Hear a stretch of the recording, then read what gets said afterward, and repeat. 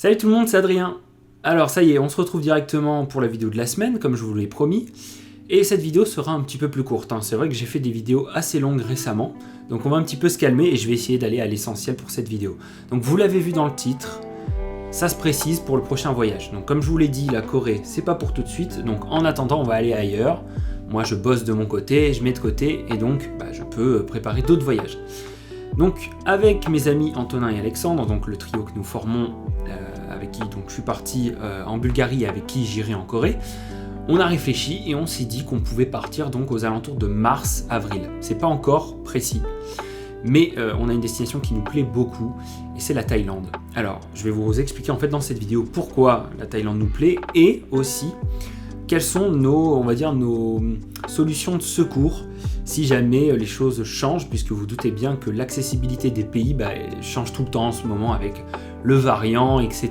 Bon, je vous apprends rien, mais c'est vrai qu'en général en Asie du Sud-Est, ils sont plutôt cool. En tout cas en Thaïlande, c'est relativement ouvert, à l'inverse de beaucoup de pays d'Asie qui sont complètement fermés.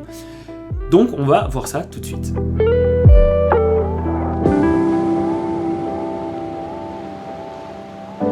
Alors comme je vous l'ai dit, ce voyage en Thaïlande, normalement il aura lieu entre mars et avril. Alors pourquoi? Déjà parce qu'il nous faut quelques mois pour enflouer les caisses après notre voyage en Bulgarie, mais il n'y a pas que ça. Quelque chose qui me paraît assez pertinent aussi, c'est au niveau du climat, c'est-à-dire que c'est pas une trop mauvaise période le mois de mars pour aller en Thaïlande. On n'est pas sous des pluies diluviennes, et puis il fait relativement bon. Donc ça, je pense que c'est correct. Mais de toute façon, je vous le dis, on y sera allé quel que soit le climat en fait. Le but c'est la destination qui nous intéresse, et nous après on s'adapte. Alors la durée du voyage, ce serait d'à peu près 3 semaines, 1 mois maximum. Une chose dont on s'est rendu compte lorsqu'on était en Bulgarie, c'était que 2 mois c'était un petit peu long par rapport à ce qu'on avait à faire, ce qu'on avait envie de voir et nos moyens.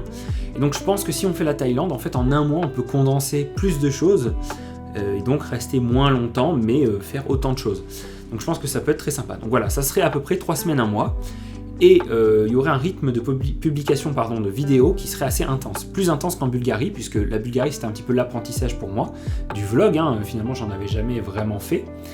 En Thaïlande, je pense que je peux tourner à 2 vidéos par semaine, voire plus. Donc si on reste 1 mois, vous faites le calcul, ça fait à peu près 8 vidéos. Donc je pense que ça fait pas mal de contenu. Sans compter la vidéo juste avant le départ, comme j'avais fait pour la Bulgarie, et une vidéo bilan à la fin. Alors maintenant, regardons ensemble un petit peu les raisons pour lesquelles on a choisi la Thaïlande. Alors la première qui me paraît assez évidente, c'est que c'est pas cher. Ah oui, la Thaïlande, c'est pas cher. Les vols sont pas chers parce qu'il y a beaucoup de vols. Donc justement, ça fait une pression à la baisse sur les prix. On avait comparé avec le Vietnam qui était beaucoup plus cher au niveau des billets d'avion. Puis le coût de la vie là-bas, je vous apprends rien, il n'est pas élevé. Et ça m'amène au deuxième point. Pourquoi il n'est pas élevé? Parce que c'est un pays encore en développement. Et personnellement, en tant que touriste, depuis que je voyage seul ou en tout cas entre amis et plus en famille, je m'intéresse de plus en plus à ces pays-là. C'est ceux-là qui m'intéressent le plus parce qu'il y a des choses à raconter. Il y a le champ des possibles. On se dit, voilà, il y a une évolution qui est en train de se jouer. C'est des pays qui bougent beaucoup, qui avancent très vite. Et ça m'intéresse plus que les pays d'Europe que j'ai énormément visités, les pays d'Europe de l'Ouest en tout cas que je connais très bien. Ça m'intéresse un peu moins si vous voulez. Donc la Thaïlande, de ce point de vue-là, c'est un super pays. Un autre point qui me vient à l'esprit qui est assez évident, c'est la gastronomie. Parce que c'est vrai que quand vous restez un petit peu longtemps dans un pays, l'air de rien, il faut que vous aimiez un minimum la gastronomie locale, sinon vous allez souffrir. Nous, en Bulgarie, on n'était pas fous de la nourriture locale, et c'est vrai qu'au bout des 2 mois, mais ça je pense que c'est tous les Français qui vont à l'étranger le ressentent à un moment, ça nous manquait de manger en France. Mais là, pour le coup, la Thaïlande, déjà, je pense que ça se passera mieux. J'adore les cuisines, les différentes cuisines asiatiques, et la cuisine thaïlandaise ne fait pas exception. Donc je pense que quand on va aller là, il y a moyen que je fasse des vidéos orientées là-dessus, sur la nourriture, tout simplement, et qu'on se régale, et que je vous partage tout ça. Ensuite, la Thaïlande, au niveau culturel, c'est quand même très très riche. On parle d'un pays d'Asie du Sud-Est, c'est quasiment le plus connu d'Asie du Sud-Est. C'est le pays d'Asie le plus visité avec le Japon. Je ne sais pas lequel est devant l'autre, mais la Thaïlande est extrêmement visitée. Donc il y a bien une raison pour qu'il y ait autant de monde qui aille en Thaïlande, c'est que vraiment il y a beaucoup de choses à voir. Et parmi ces choses-là, moi j'ai noté des choses assez évidentes, mais des plages paradisiaques, des temples, la street food, le code de la route qui n'existe pas, enfin bon, il y a plein de choses intéressantes à voir en Thaïlande. Et surtout, un point très intéressant pour moi qui suis passionné d'Asie et qui n'ai jamais mis le pied là-bas, ça serait mon premier pas sur le continent asiatique. Et honnêtement, commencer avec ce genre de pays, au niveau dépaysement, je trouve que c'est plutôt fort. Et l'air de rien, ça nous servira, je pense, d'une bonne préparation pour la Corée du Sud, même si je sais, ne vous inquiétez pas, je suis au courant, la Corée du Sud a une culture radicalement différente, ces deux pays n'ont rien à voir. Mais ce que je veux dire par là, c'est que ça fait un crash test d'être en Asie, dans un pays où vraiment l'anglais, on ne peut pas se baser dessus, il faut se démerder, il faut un petit peu apprendre la langue locale.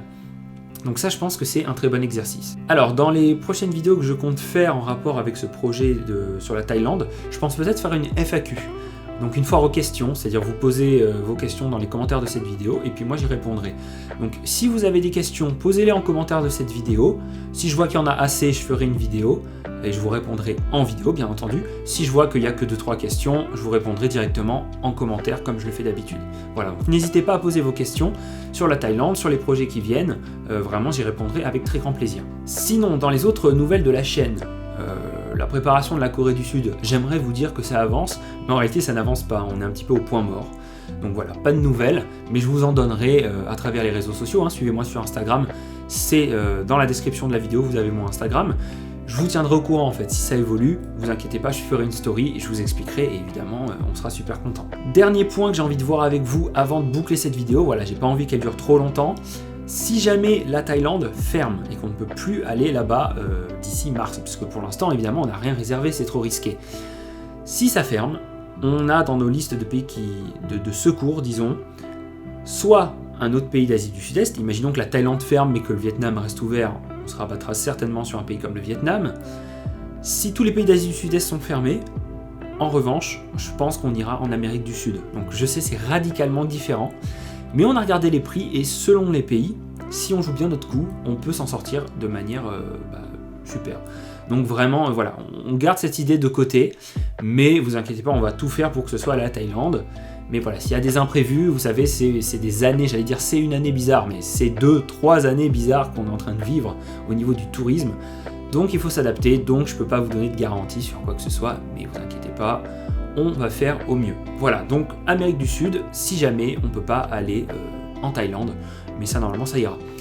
Et enfin, après la Thaïlande, qu'est-ce qu'il y aura? Bon, il va y avoir des vidéos, vous inquiétez pas, il va y avoir des vidéos avant la Thaïlande, des vidéos après la Thaïlande. Et à l'été, je pense que je repartirai, je sais pas où. Alors soit à nouveau en Asie, peut-être en Indonésie, peut-être encore en Asie du Sud-Est, ou une destination radicalement différente. J'ai très envie d'aller en Turquie, ça m'intéresse beaucoup. Quand j'ai été en Bulgarie, j'ai eu envie d'aller en Turquie parce que j'ai senti vraiment qu'il y avait une histoire géniale dans ce pays, énormément de choses à raconter. Ou sinon, encore une destination radicalement différente, peut-être aller aux États-Unis. Alors je sais, voilà, ça n'a rien à voir, c'est le bordel, mais bon, je pense que vous commencez à en avoir l'habitude. On n'a pas beaucoup de structure, j'adore pourtant m'organiser de manière carrée, mais voilà, avec le Covid, malheureusement, je peux pas faire de miracle.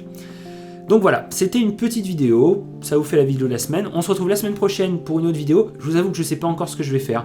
Alors peut-être une vidéo comme ça où je serai chez moi et on va parler d'un sujet culturel, sujet de voyage, sujet de société. Sinon, je sortirai dans un coin sympa et je vous emmènerai avec moi. Voilà, j'espère que cette vidéo vous a plu. Si c'est le cas, vous mettez un petit pouce bleu, ça fait toujours plaisir. Et si vous n'êtes pas abonné et que vous aimez les vidéos de voyage, de culture, tout ça, abonnez-vous, voilà. Ça me ferait très plaisir.